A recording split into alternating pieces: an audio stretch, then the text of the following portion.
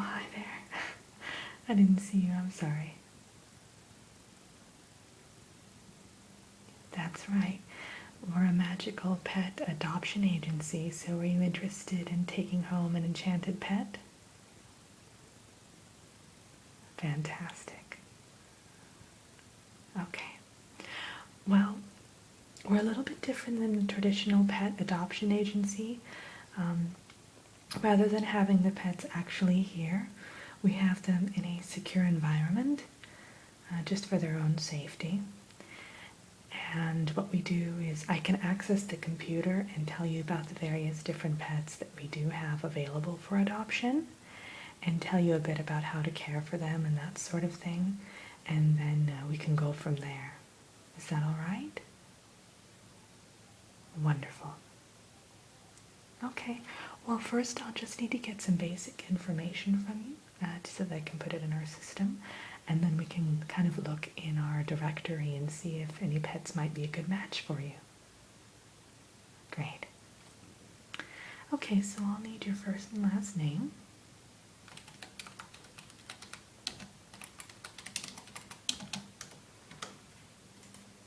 Wonderful. And your home address.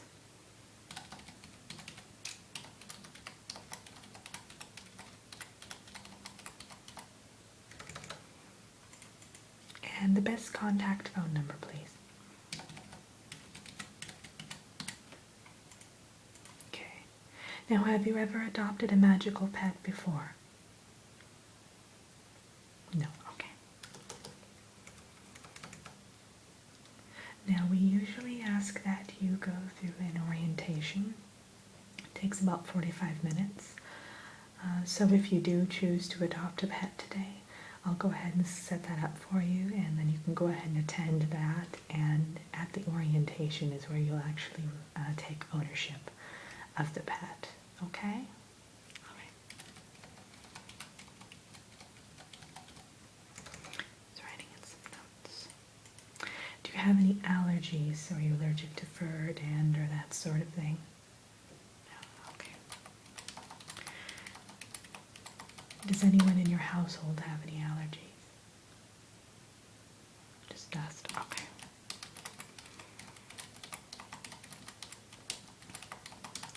And do you currently have any pets in the home? So cats, dogs, birds, rabbits? No? Okay.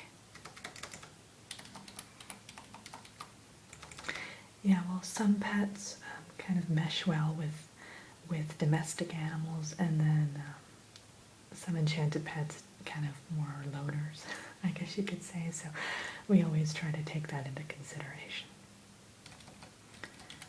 Okay.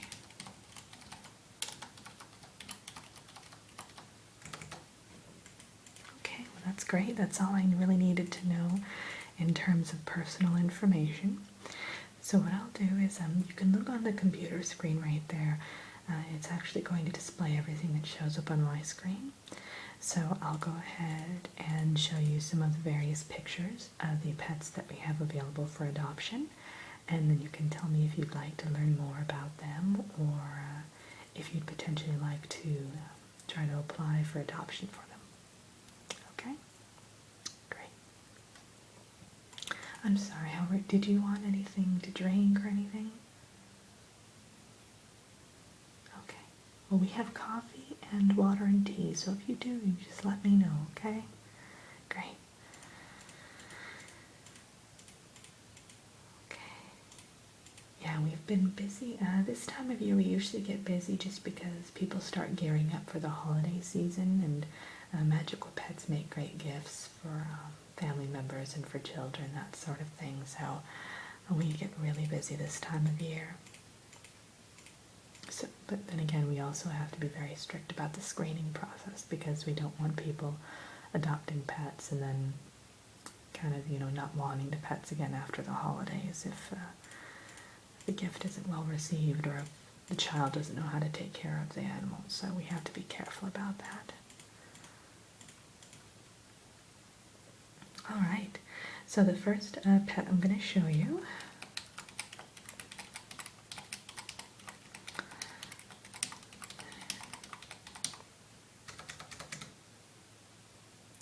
right there on the screen. Now, this first pet we have up on the screen here, her name is Delilah. She's a 2-year-old miniature unicorn. So, that's as big as she gets, actually. She is quite tiny, isn't she?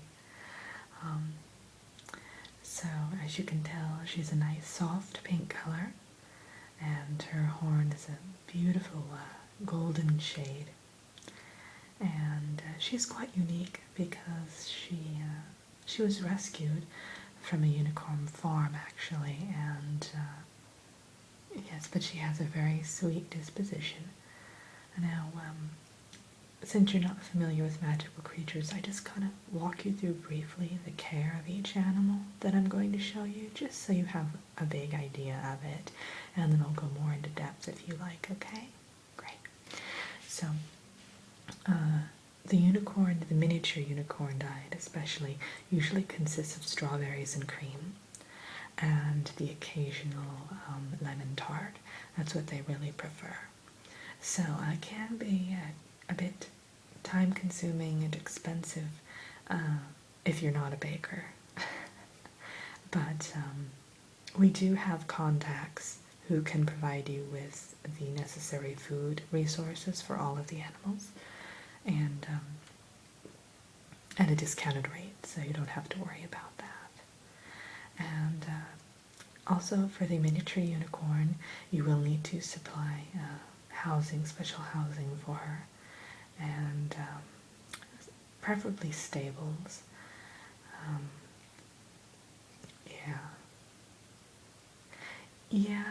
Owning a miniature unicorn isn't for everyone. I have had quite a few people who were kind of going down that route and really had their hearts set on it, and then things just didn't work out because there is a lot of care involved, a lot of prep work. So, but if you really want to go that way, then it's very rewarding. I mean, they are very special creatures, so it all depends upon your budget and your time commitment that you're willing to give. Okay?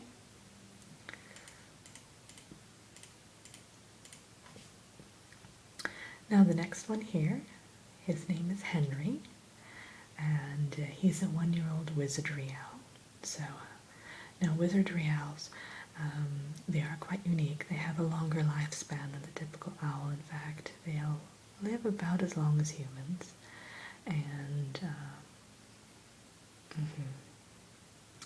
well, Henry actually belonged to a wizard. He was the companion animal, and things didn't work out quite as they had planned, and he was returned back to the adoption agency. But he's a very sweet creature, very likable, very friendly. Again, I think it's a case of the child just wasn't prepared to take care of the animal. And again, owls do take quite a commitment. You have to make sure that they're properly groomed and that they get enough air time.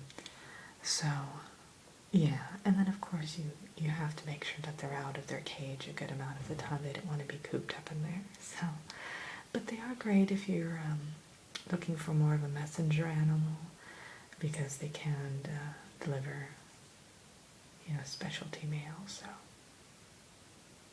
yeah. And their diet is rather gruesome at some points. So you have to have the stomach for it. They do eat the same things that normal owls do. So they'll eat mice and small rodents, that sort of thing. So you have to be willing to do that. Yeah. Okay, let me make sure here. Pull up the next animal. So this pet on the screen there, her name is Clementine, and she is a 2-year-old changeling. Some people view changelings as human beings, but there are changeling animals as well. So Clementine can change into approximately 5 different animals. She is limited, and in this form she's a goldfish. But it doesn't specify which other animals she can transform into other than a hawk, so I'm not quite sure about that. So you will have to find that out if you do choose to adopt her. But it does say the changeling diet consists of apparently pancakes and chocolate-covered marshmallows. Sounds like my diet, or my wishful diet if it didn't make me gain 50 pounds, I guess. Right, I love pancakes. So, it doesn't look like she requires any special housing because, of course, you can just ask her to transform back into her normal state, which is as a goldfish. So I would assume you just have to have a fishbowl on hand. Okay. And the next animal here is a hippogriff. So these are quite unique animals. I do not recommend getting these if you have children in the household, just for the simple fact that they can be quite unpredictable. But again, they are a great animal if you want more of a transportation method, because they can fly at high altitudes and for long distances. They are quite aggressive. The one pictured here is a 3-year-old, and her name is Alice. And she actually is rather special because she has a bit more of a mild temperament, but she is still quite, she can be quite stubborn at times from what the notes claim. And hippogriffs, again, eat kind of what normal birds of prey would eat. So you're going to have to be able to deal with that kind of food. Yeah, such as small rodents and such. So you'll have to be willing to deal with that. And of course the hippogriffs were made popular in the Harry Potter series. Yeah. Well, they were relatively unknown until then. And then right after that, that movie came out. I believe it was the third or fourth movie, I can't remember which. We had just a rash of people wanting hippogriffs, and slowly but surely they were returning them because they were just too much to handle for some people. It was kind of one of those things where people get rabbits for Easter and then they realize that it's a lot of care, or baby chicks for Easter, and then when they grow up into chickens they realize it's a lot of maintenance and such. So I know that's a strange analogy, but that's what it was like. A lot of people started returning them slowly but surely because they just weren't prepared for it. So you do have to be willing to really commit to that if you do get the hippogriff. But like I said, it's great if you want more of a transportation animal. And they can be quite loving if you gain their trust. Alright.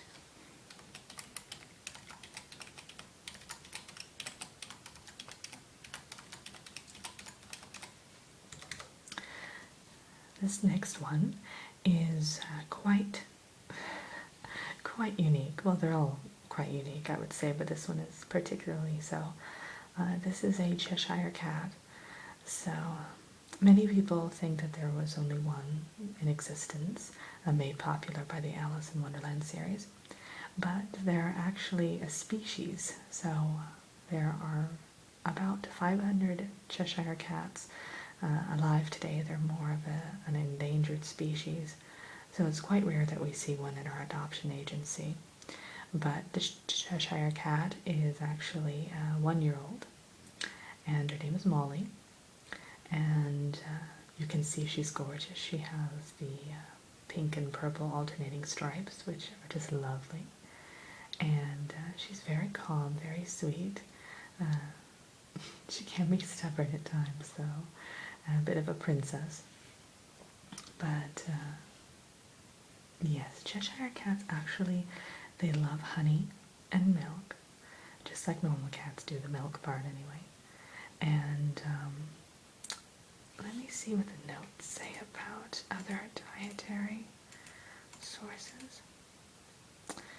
Yeah, it looks like caviar is one of their favorites as well, and pumpkin pie, oddly enough. So the caviar part might be a bit of a budget strain, but yeah.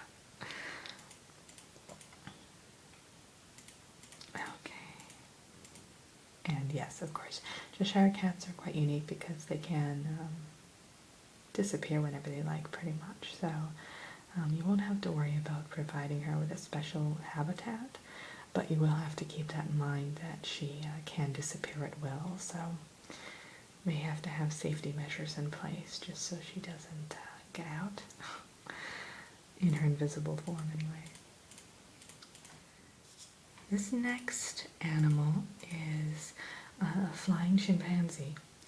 So I know that flying chimps have kind of gotten a bad rap thanks to one movie in particular. But they're just like any other species. There's some good and there's some bad in them. So this one here is a 5-year-old, and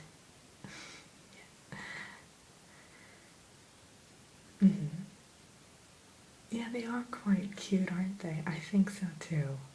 Yeah, this one, yeah, like I said, this one here is a 5-year-old, and his name is Thomas.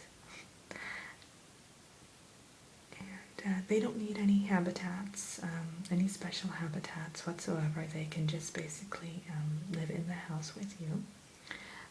We do recommend usually that you give them their own room, just because they like their independence at times. And they eat basically everything that a human eats, except we don't recommend chocolate or an abundance of sweets, so you have to watch that. They kind of like a child, if you give them too much sugar, they will be bouncing off the walls, literally. So you have to be careful about that. But they're a great animal just because they are kind of more sweet and mild when they want to be. And they can be domesticated very easily.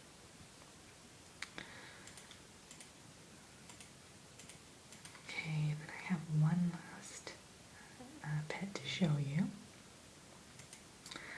Last but certainly not least,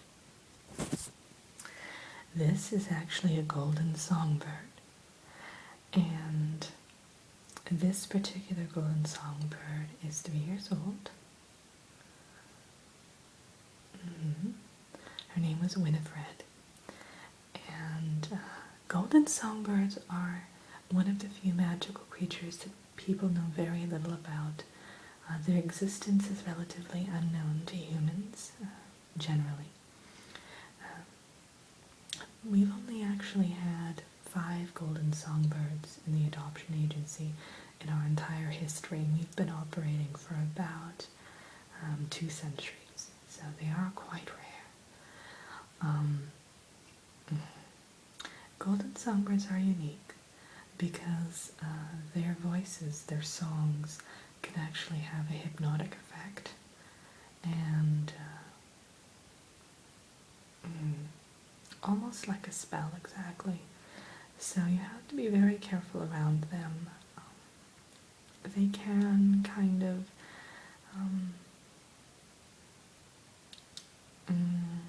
how should I say, persuade people to do things in their favor, essentially. Yes. And the great thing, what a lot of people do adopt them for, or want to adopt them for, is the fact that they have a particular song that they do sing that can put you into a deep state of restful sleep. And those who have been around golden songbirds, who have gotten the opportunity to hear this song, say that it's the most peaceful, calm sleep they've ever had in their lives. So they'll wake up feeling as though they've kind of like a Rip Van Winkle effect, where they've just slept for 100 years. So golden songbirds You will need a special cage, and I can get you in contact with the cage makers. It's a very special gilded cage. And they eat bird seed, but they also, it's a very special bird seed. It's actually drizzled with toffee, and it includes macadamia nuts. I know that's very specific, but that's their food of choice, and that will put them in a pleasant mood, which you want, definitely. So, yeah, they are quite beautiful. They're lovely. They are called the golden songbird because they look like they're almost, crafted out of solid gold. They're just absolutely breathtaking. Okay, so do you have an idea do you have any questions about any of them, or do you have an idea of one you'd like to adopt? Okay, wise choice. Wonderful. Okay. Well, let me take some notes then in the system. Jot that down. So what I'll do is I will set you up for that orientation then. Let me just, what I'll do is I'll mark it in the system so that she's not, so that the animal isn't adopted out to anyone else. So we'll basically take her out of the directory.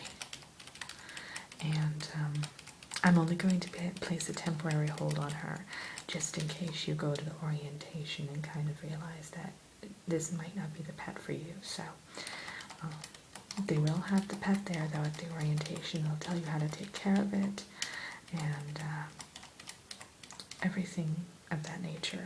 So you'll have a full understanding of what you need to do and all that good stuff. Okay, great. Well, I have your orientation set up 2 weeks from today. So, you'll just go in there, and I'll actually, here's the paperwork. Just go ahead and bring that sheet of paper with you, and it basically has your confirmation number on there for the adoption and all of your details. So you'll just need to give that to the the instructor there, and they'll be able to help you with everything. Okay. Okay, wonderful. Well, I'm glad we could find a match for you, and I'm sure she's going to be very happy in your home. So